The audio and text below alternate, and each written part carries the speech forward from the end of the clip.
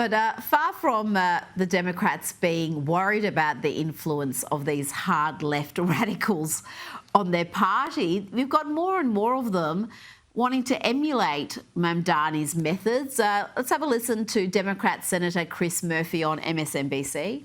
He was proposing really big, sometimes radical ideas to take power from folks who have way too much of it, like the big realty companies that are jacking up rents in New York City and transferring it to regular people. He did have a laser-like focus on cost of living, on shifting power to people who don't have enough of it. And I think if the Democratic Party, writ large, spent as much time or as big a percentage of our communications time talking about the cost of living as Mamdani did in New York, we'd probably win a lot more elections. Ami, they'd win a lot more elections. Do you agree with that assessment? No. I mean, how many times do I have to repeat myself? Rita, look, I mean, have they learned nothing from the election? Like, I mean, unless I'm GAD, it gives me business, right? It gives me the ability to come on your show and talk about this. So I hope they continue down this road. Look, they've learned nothing from the elections. That's the answer. They're going to continue to lose elections. I mean, the numbers are stark, okay?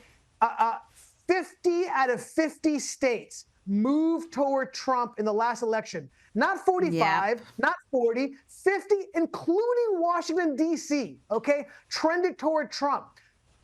They voted for Trump more in 2024 than in 2020 in 90% of all 3,000 counties in the U.S. I don't know what else you have to look at other than that, okay, because they're moving to the left. Look, the Progressive Institute did a poll recently, and it showed that 68% of working class voters, right? See my comments from this last, I don't have to say it. See my comments from the last thing I just said. 68% of working class voters said the Democratic Party is losing them because they are moving too hard to the left. They lost because they eroded forget about the swing voters and the independents, which they lost significantly. Their own base was eroded, okay? The Black and Hispanic vote, they lost a significant percentage of them because of this leftward movement. I don't understand how they don't see that, unless they think they can win every election on the electoral might of white single women, right? What I call the Yenta class. Unless they think they can win every election on that, they're going to lose. And need I remind you, this is not a new trend, Rita.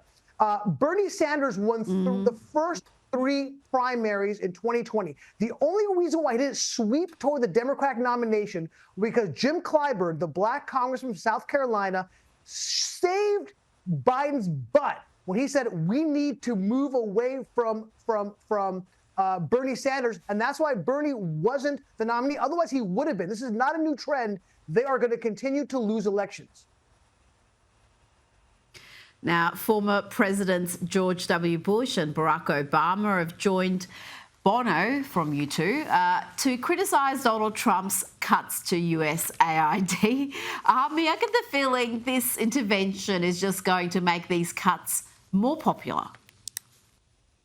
Yeah, okay. First of all, President Bush, with all due respect, when you're on the stage and touting what Bono and Obama are saying, you're on the wrong side of the issue. I'm sorry, okay?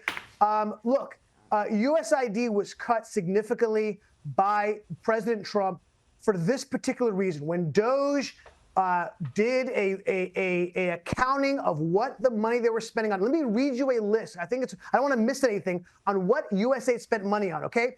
They spent $1.5 million to advance DEI in Serbian workplaces. They spent $70,000 for a DEI musical in Iceland.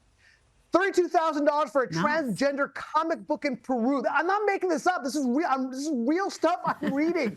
$2 million for sex changes in Guatemala. And by the way, Rita, that's just the funny stuff that we're laughing on.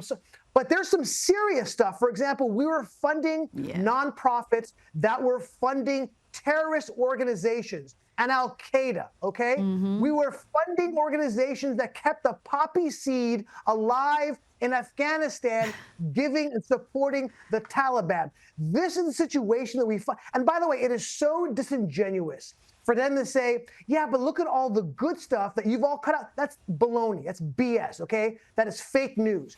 U.S. aid was absorbed into the State Department. The State Department is still spending money on the important stuff. It's cutting out this crap I just said, okay? So it is spending money on things that we need to spend money on, but now it's not these unelected officials who are there forever, who have no accountability to the U.S. taxpayer, and now they do. That's the situation, Rita.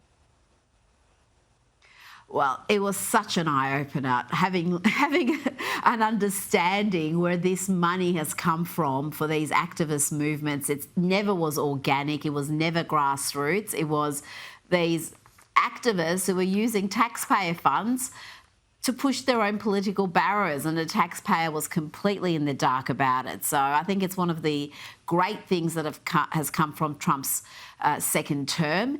Now, before you go, there's some angst at CNN, and the New York Post is reporting that many are unhappy with anchor Caitlin Collins because she's purchased a very expensive Nantucket vacation home at a time when her colleagues are being sacked. They've got all sorts of staff cuts and other belt tightening measures happening at the struggling network. Should she be allowed to just enjoy her beach house without this angst? She works hard. Good for Caitlin Collins, okay? Good for her. Let her buy all the beach houses, okay? I don't understand what the problem is here. Do better. I think at the bottom line, yes, there are massive cuts happening at CNN. Why? Because CNN isn't pulling in ratings, okay? There's beach houses all the live long day at Fox News because they've got ratings. The CNN people are getting cuts because they can't pull in the money. Sorry, guys. If you can't do the work, you ain't getting the beach houses. Okay, I don't know what else to say. I think you nailed it right there, Ami Horowitz. Thanks for your time tonight.